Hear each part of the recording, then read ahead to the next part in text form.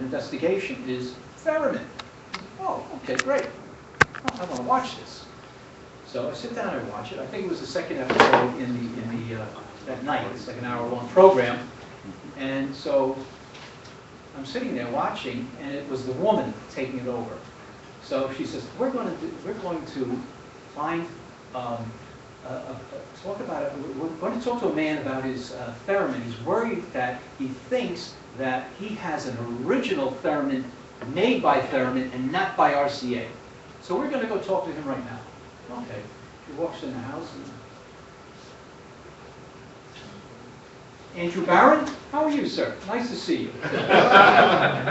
Ta-da! And I was like, look at this, full circles. And I wanted to like, oh, I want to get on the reflector and let everybody know, blah, blah, blah. Fortunately, I didn't, because I looked at the credits, and the show was actually 6 years old. But it was great. And there's Andrew Barron, and he has a placard, like just a little placard to the studio of Leon Theremin in Manhattan. And through this and that and this and that, they pretty much said that it was a theremin built by the Theremin Studios, and it wasn't through RCA because the units were different. It actually was, anybody could have told them that. It was, but he got the FaceTime on TV for it, and it's just, we're a small bunch. We are just a small bunch of collectors, and we're just always interwoven. So I just wanted to share that with you. I thought it was funny as hell that I sold a couple of tubes to a guy, and it's the same guy that's on TV, and then the whole thing with Leon Theremin. And really, if you want to read the story, read more on Leon Theremin. There's other things, a lot of other things that went on with him.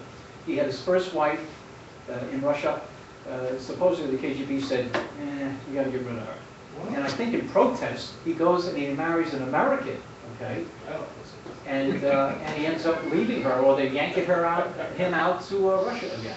Hey, Rich. Amazing, yes. Around 1993, there was a documentary That's when he died. Goes through his, like everything you just said. They talk about it in there, and it's really cool because they have him still alive, extremely old in there with Clara and Moscow. He's still in Moscow. Yeah. But there's a whole documentary that goes through all the stuff you said. That's called him Theremin Electronic Odyssey. It is very, very fascinating.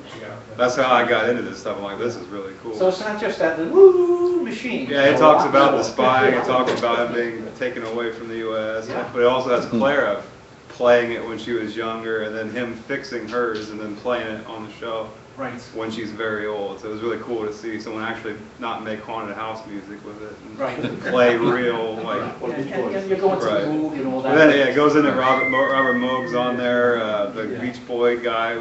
Right. It goes into every possible thing, but it's really interesting for like a documentary. To live through that, the Russian Revolution, to be 97 years old, and then he never really acquired the prestige that he should have in Russia. Yes. Two short things. While you were on the subject of Francis Powers, did you ever get a chance to see the Bridge of Tom Hanks movie?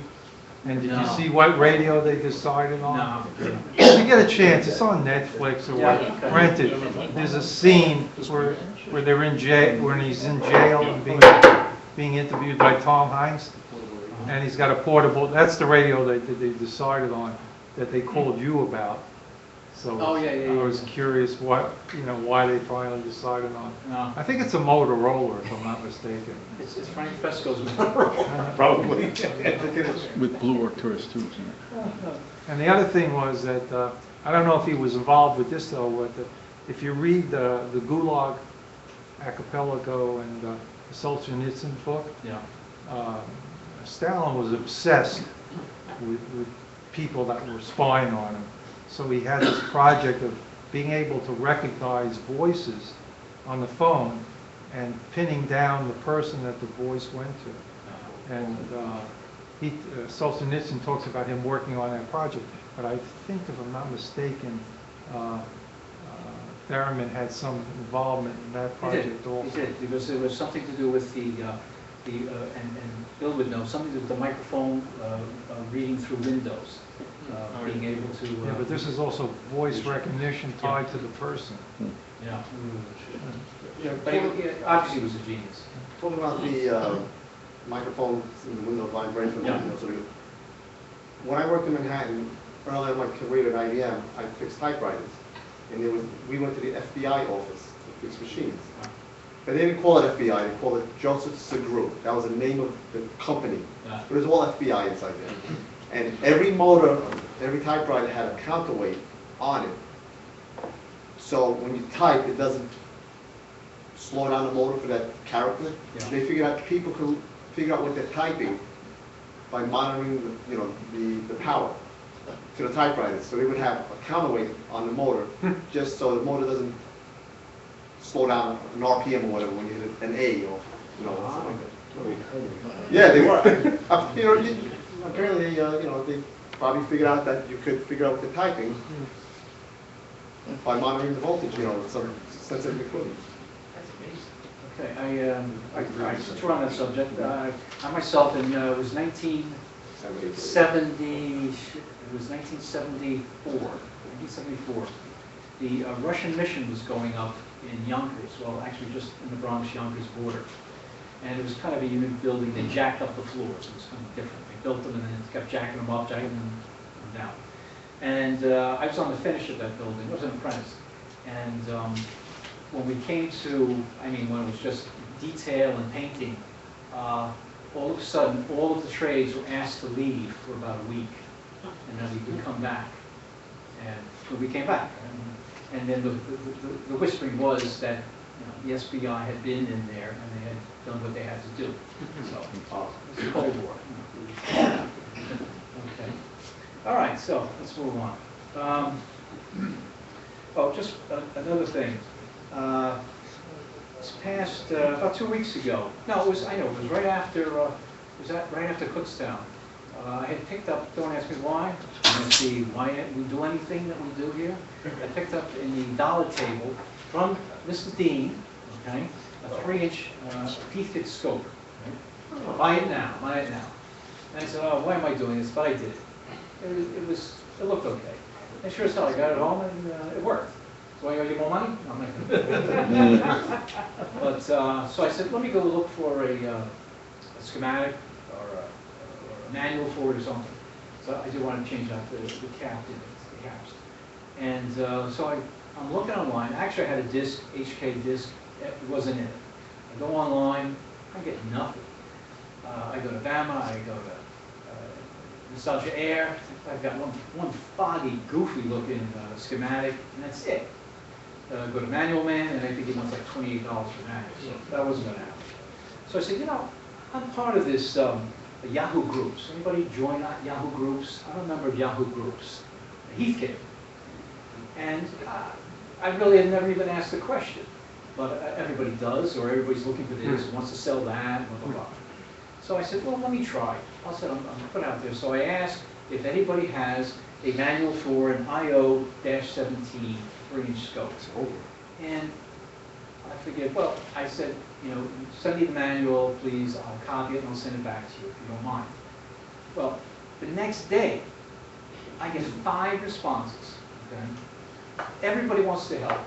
And like the 5th or 4th response was a PDF right to me of the whole damn manual. That's awesome. I said, Yeah, I'm on that group, it's a good group. I couldn't believe it. I just had to thank them up and down, so sideways for 2 or 3 days. The guys could do that. It was just so generous. And again, it's just what we do. We help each other out. And like in the club, what we do and help each other out here too. The Yahoo groups are good. I've known around 15 of them. Yeah. Really? Yeah, I'm about 4 or 5 of them. They're niche-y, but if you're like you say, you're looking for something specific, you'll find it. Yeah, and I said it was unobtainium. It just wasn't out there anywhere. And sure as hell. I'm on an obscure one called the Transoceanic Fanatic. Yeah. That's all I've seen in Transoceanics. I'm on the Selectric group. So what? Selectric. Selectric? I still have my original manual with all the adjustments. Select the typewriters, typewriters. You got balls? I got the balls. Yeah, I'm sitting on me right now.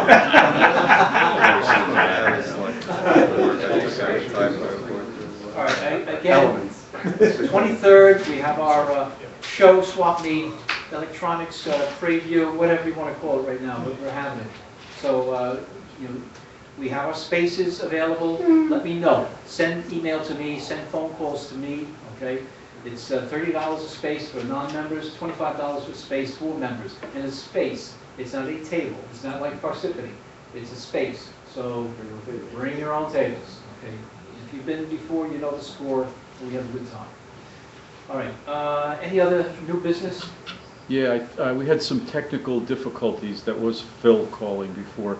So I would suggest if you can squeeze it in, do a take two and give Phil his award again now that he's actually watching. Okay, can we have a round of applause for Phil with one release?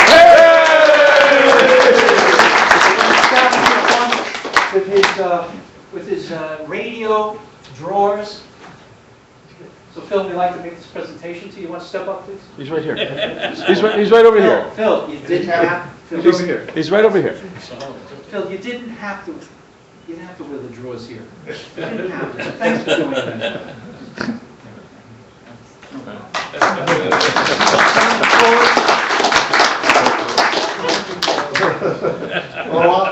Photo op?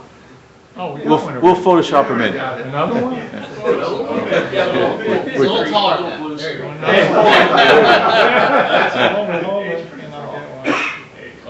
Round of flesh. Give him a big kiss, too. Another round of applause. Hey. What about your auditioning for Harvey the Rabbit 2? Okay. Any other new business, anything else? Okay, let's have a quick break, all right? We have presentations this evening from our webmaster, Dave Sika, who will tell us of the updates to some exciting news that's coming out of the vintage early television convention, was it? Yeah, convention. And our own Sal, Vice President Sal, will give you a presentation on everything you wanted to know about CAPS, or you were afraid to ask. We were scheduled for another presentation on Transformers from our treasurer Harry Planzer, but Harry decided to have a hip replacement yesterday. So he didn't Mine was attend. He's been having hip replacement for 6 months. The man didn't limp. I don't understand. Now he will. He walks better than me. now.